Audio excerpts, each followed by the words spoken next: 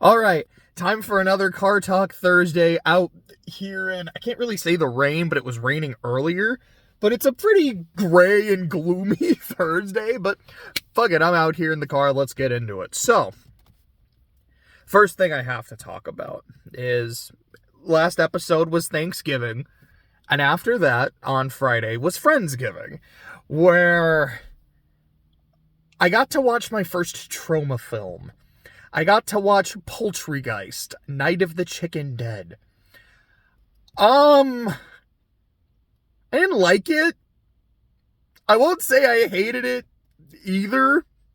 It's kind of what I expected to see in a trauma film. Like, okay, I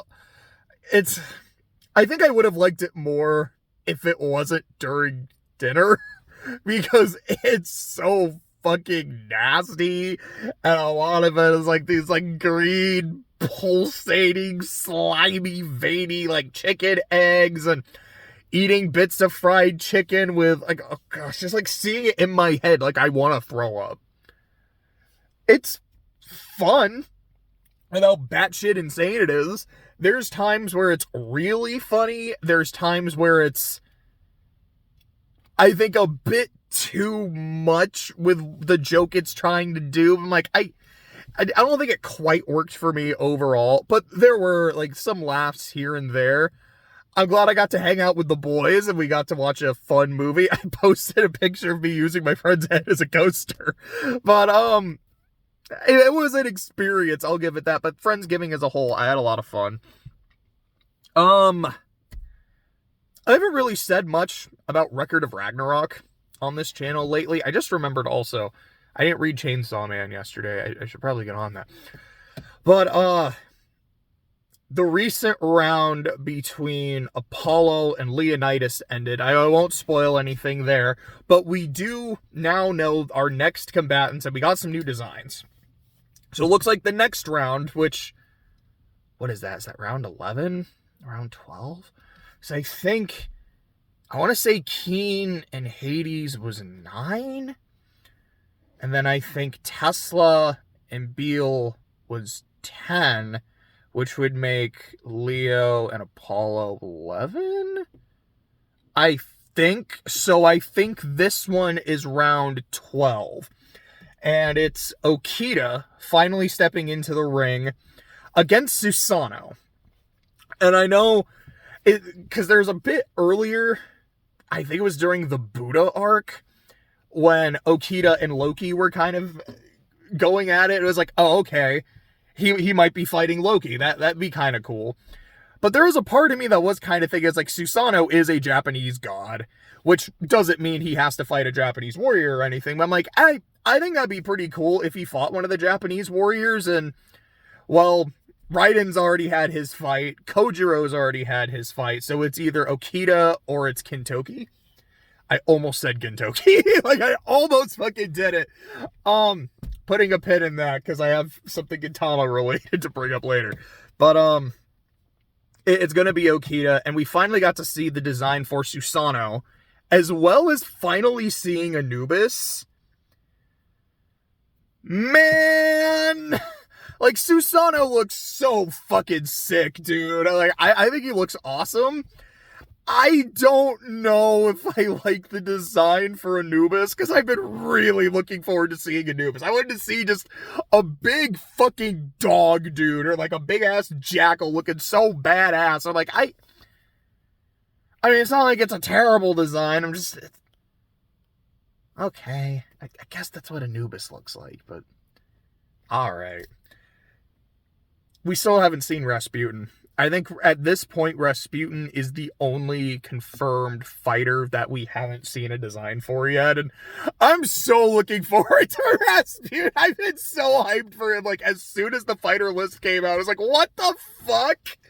What's he gonna do? Just not die? Dude, I'm so excited for this shit. Like, I'm so excited for him to fight Anubis. The god of death. Is Anubis actually the god of death, or is he just like the doorman to the underworld? I'm definitely shaky on my Egyptian mythology, but I know that's what he's associated with, against the motherfucker who just wouldn't die. Like, that sounds funny as fuck. I can't wait for it. I'm going to take the pen out. I started reading Clannad. I have it on my Switch. Yesterday, I finished the Twins route. So that's the Fujibayashis, that's Ro and Kyo. I don't know whose route I'm going to do next. I'm trying to save Nagisa for last as much as possible. And as I was doing, I was playing the game, like, not trying to do any route in particular, just making choices. Like, okay, there's Nagisa, there's the Twins, there's Tomoyo. I'm kind of going to ignore her for now. I'll do her later. There's Katomi. I never saw Fuko anywhere, so I don't know if I have to start Nagisa's route, and then that will lead me to Fuko, or if there was just a specific choice here and there that would have led me to Fuko anyways, and I just fucked it up somehow. But I remember telling Clay a couple of times, like, dude, this VN is dog shit. I haven't seen a single starfish yet. But at some point while I was reading, during one of Sunohara's dialogue where he's just fucking screaming shit, I was like, wait a second. This scream is really familiar to me. Where have I heard this? I'm not sure. And then sometime later, I was like, wait a second, that's just Shinpachi from Gintama. Oh my god, I do know that fucking scream.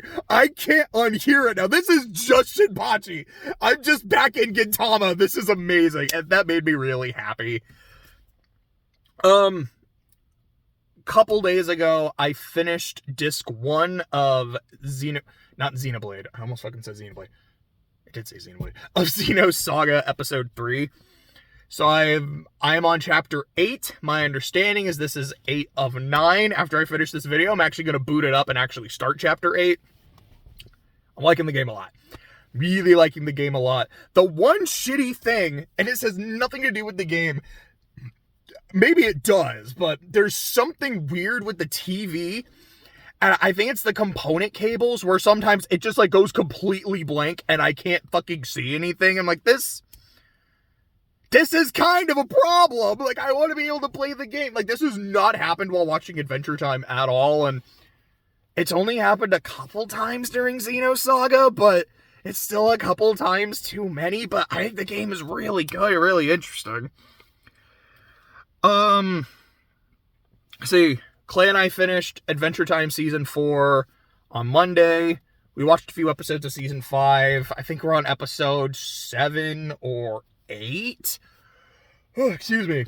Maybe we'll watch some more tonight. I don't know. We'll probably try to watch some more tomorrow. I did finish Volume 8 of Ruby earlier today. I don't know when I'm going to do a video on it. Because, like, after Season 6, I was like, I need to talk about this right the fuck now, so I did. After Volume 7, same thing. I was like, I think I watched all of Volume 7 in one day, so I'm like, this is all fresh in my head. I need to talk about this. I have a lot to say. I don't feel that way about Season 8. I'm still going to do a video on Volume 8. I think I'm going to go ahead and just watch Volume 9, though. I might start it today. If not, I might, because I know it's only 10 episodes, I might just binge it tomorrow. Then, at some point, probably next week, here's me talking about Volume 8, here's me talking about Volume 9, and then after I've done all of those separate videos, seen all those seasons, okay, then I need to watch Ice Queendom and the Justice League crossovers. I heard the Justice League crossovers are bad. I'm really excited, because maybe they're not. Maybe I'll be like, no, this is fine. Yeah, there's some dog shit moments in it, but it's Ruby. I expect there to be dog shit moments, but I expect to also have a good time. I do expect there to be some actual interesting shit and some moments where I like the characters, and then a good chunk of the season goes by and I forget Blake is even here, because Blake did like nothing at all of significance in Season 8. I think there was a point, I think it was on like episode 10 or 11, where I just kind of realized, what the fuck has Blake done in this season? What has she contributed? I don't think she has. Like, compared to, like, alright, what did Ruby do? Okay, this is some of the shit that she's done. Weiss, blah, blah, blah. The Juniper members, yeah, they've done a lot. Yang, she's done a lot. Oscar kind of came into his own this season. What did Blake do? She talked to Ruby once and kind of gave her a pep talk, and I realized this is, I think, the most meaningful conversation these two have had since season 1. So in about 100 episodes, that's interesting.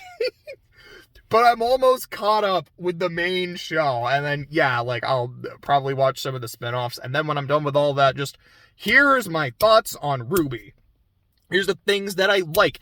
Here's the things that I don't like. There's going to be a lot in both categories. And to really answer my questions, was the show ever good? How notable is the change after Monty's passing? Did the show ever get bad? And if so, did it stay bad? And how bad did it get? Because that's why I wanted to watch the show. I wanted to answer those questions. And I feel like, and also I guess like what makes it bad if it gets there? And I feel like I have some answers to those.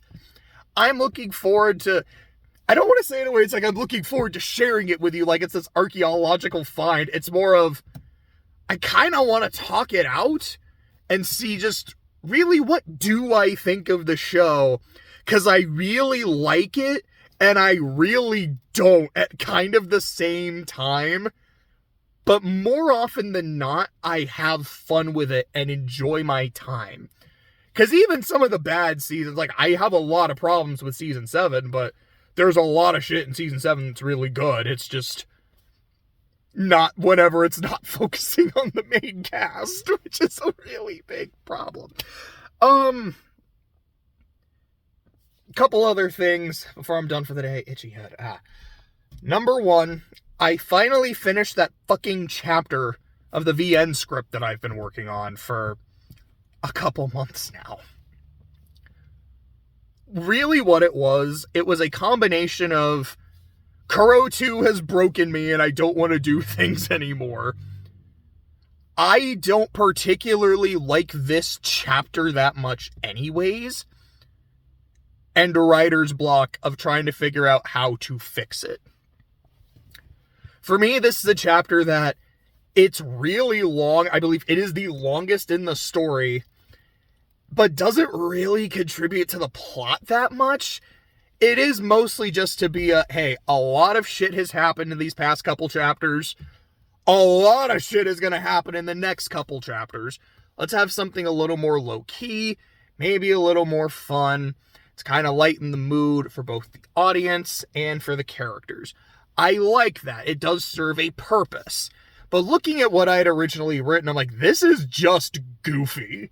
And I like goofy shit, but like this, I don't think it really fits the tone of the story super well. And the chapter's already pretty long getting into this part, and then it just goes nowhere. So I cut it. Not the whole chapter, but like the portion I didn't give a shit about, as much as I hate to say that, but I kind of didn't. I cut it, put something else in there that I think, it's not like super fun and goofy, but like, okay, this is a nice little bit of world building. A conversation with a major antagonist that they don't know is an antagonist, but the audience will. Like, some dramatic irony that I think is fun. It's fun for me. And then we get our setup into the next chapter, which, boy, I've been looking forward to messing with for a while. And I've already done, about 10 pages or so, maybe a little less than that. But, like, yeah, I'm back on track, and I'm having fun, and I enjoy that. And I've gotten a few character designs of characters done. And I'm like, they look great! This is awesome! It feels good to really have that spark of energy back in my writing, man. And speaking of VNs, as you may or may not be aware, I really like Class of 09. And now there's a Kickstarter to make the short animation that they made essentially into something longer. I think it's either a 5-minute pilot, an 11-minute pilot, or a 30-minute pilot. And I know at least the 5-minute has been fully funded. I haven't contributed to it yet, but I get paid tomorrow. So I'm hoping tomorrow I'll be able to at least throw some in there, because I do want to support this, because I really, really like this project. So I'm looking forward to being able to support it, and I'm looking forward to it when it comes out. If you like Class of '09, please do the same, or at least please consider doing the same. I think that's it. So I'm just going to end this here. Have a good rest of your week and enjoy your weekend.